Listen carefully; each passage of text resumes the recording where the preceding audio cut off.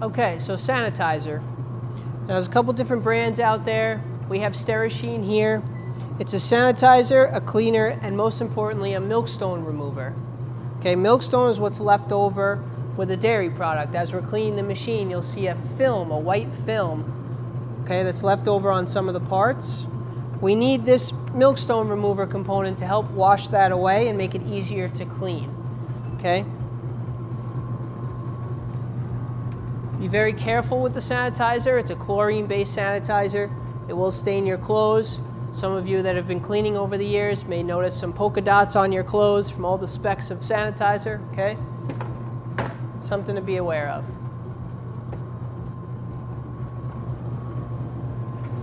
So I'm going to go ahead and replace this bucket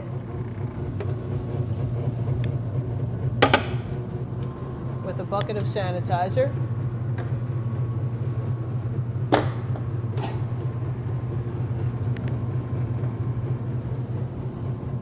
Now, to make this sanitizer, I used the Pressurized, making sure to follow the proper ratio. 1 scoop to 2 gallons of water.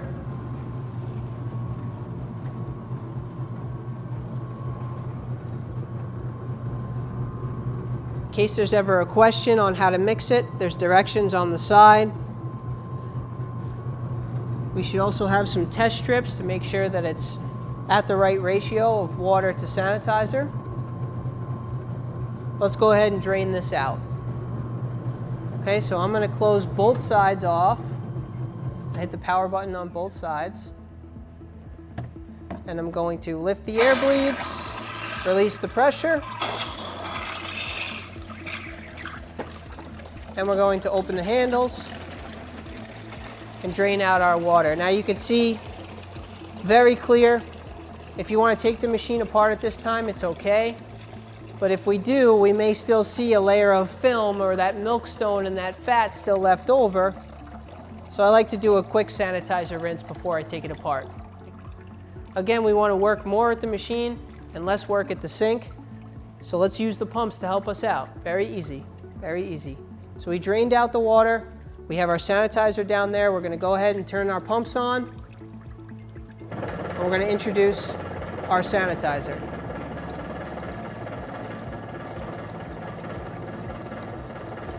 So we have it coming out of the head. We can open the center handle, get some sanitizer in there.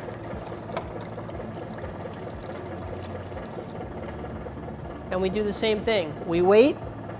It comes up to here. It leaks out. We close the air bleed. All right, we're getting the hang of it now. Here comes our water. Close it down.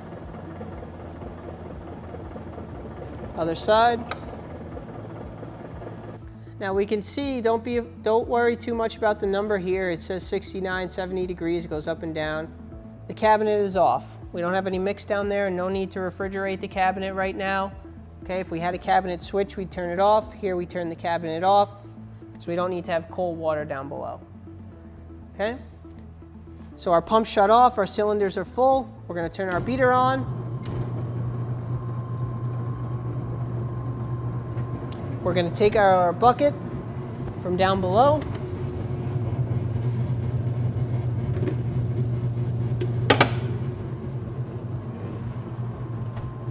I'm going to go ahead and empty this out.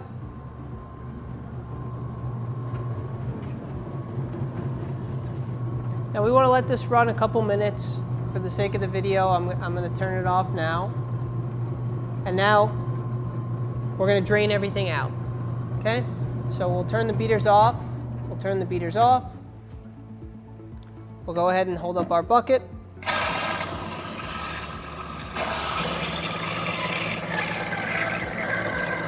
Now it's okay that the pumps came on. We're going to use that pressure that it's building up and all that air it's sucking up now, because remember, we have no more bucket under there. It's just empty, nothing in that bucket. So it's going to use that built up pressure and that air to help push out whatever water is still in the lines and still in the cylinders. Okay? Now you could always turn the beaters on again to help scrape whatever you think is still in there. but just leaving the pump on will do enough. Okay, I'm going to go ahead and shut everything off.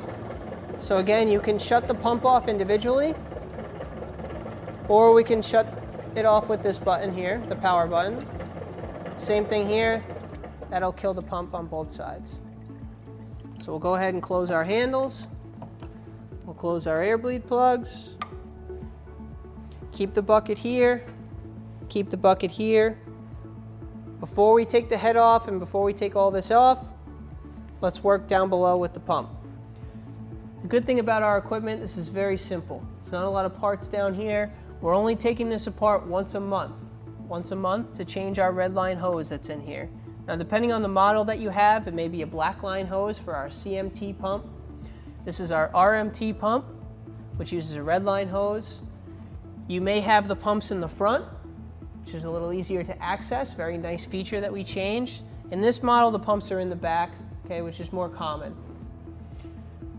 The pump will not run without this cover on it, okay? So we need to take this cover off in order to access what's inside and to clean it. So these hand knobs come off.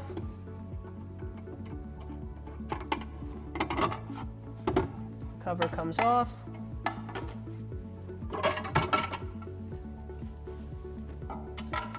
Okay, now we'll loosen these hand knobs here.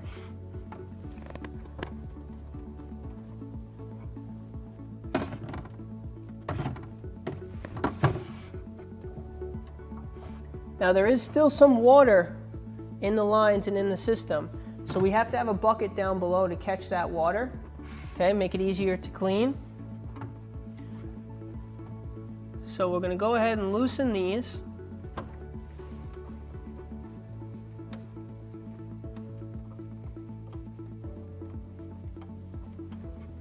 This swings out of the way. Same thing on the other side.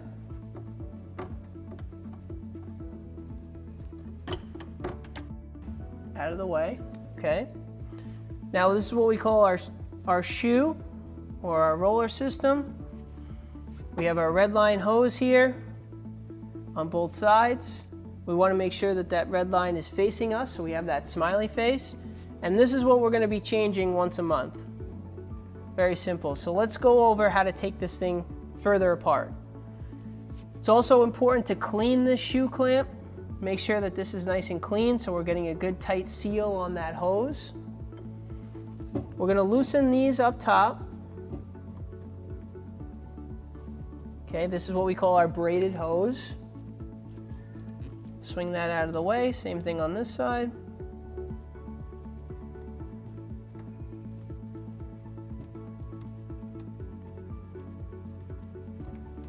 Okay, now you'll see there's a little bit of water here.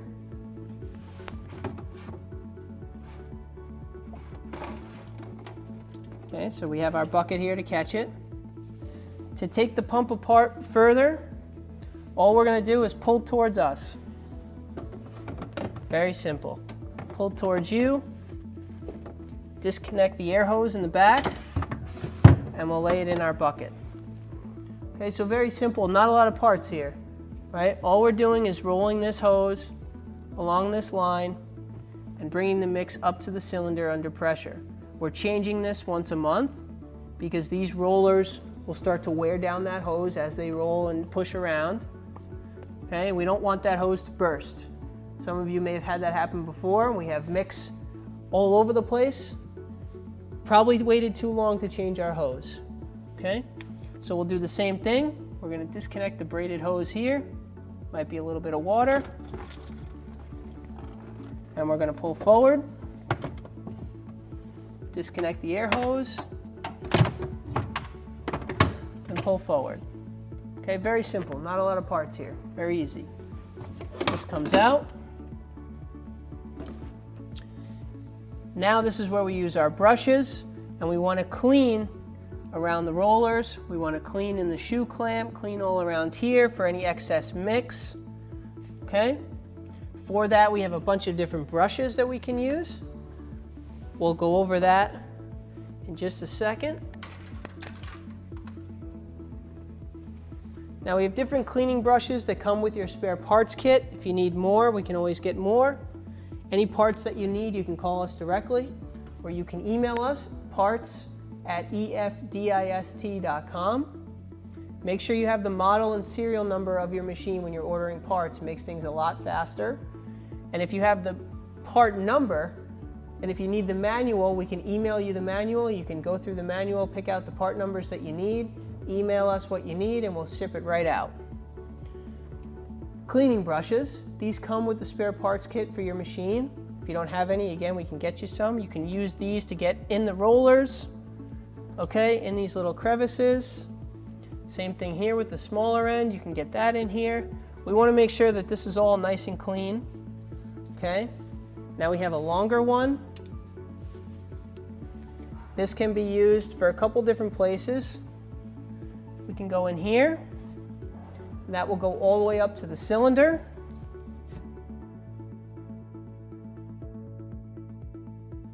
All right, so we've finished up down below. Let's go ahead and take the top portion off. So now we always have our bucket underneath. Rule of thumb, always have a bucket under the head, even if you know that there's nothing in there, okay? Just as a safety procedure. We're gonna open up our hand knobs, okay? Finger tight with these is fine. Never take a tool or anything to put these on or take them off, because you could strip it, you could over tighten it, you could damage the head, or the person that's coming on after you to clean the machine doesn't have that tool, they're not gonna get those hand knobs off.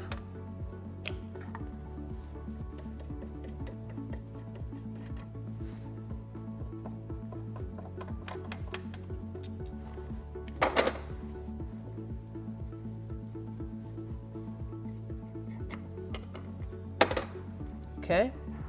Now if we have any difficulty getting the head off, we can always rock it up and down, but this should come off nice and smooth as long as we're lubricating our parts correctly. Okay, if this thing is very hard to get on or take off, take a look at our O-rings. Now, before I pull this away, let's see how good of a job we did cleaning. Some of you may know when you take this off, you're gonna see some chocolate and vanilla in there, stuck on the bushing or stuck on the blades or anything like that. Remember, I like to do more work here. I don't like to do as much work at the sink. So I want to use the machine to clean. So when I take this head off, we can take a look. How do we do? We did pretty good. We're nice and clean, right? So less work here to do at the sink. When we take this all apart and we hand wash it, it'll go a lot faster. We can put it back together. We can sanitize. We can be up and running that much quicker. Okay, very simple. So our front head comes off, and we'll get this out of the way.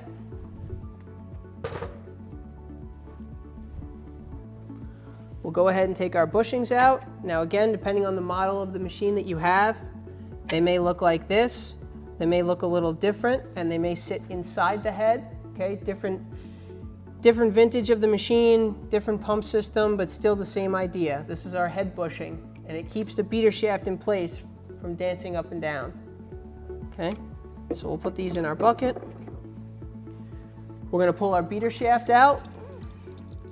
We wanna make sure we have a blade on the top and a blade on the bottom, okay? So that we're like skis. We're gonna slide on the skis, okay? In and out, pull it straight to you, and catch. You can see we have a blade on top, blade on the bottom. We can take a look at our cylinder, see what a nice job we did cleaning. Okay, let's get this out of the way for now.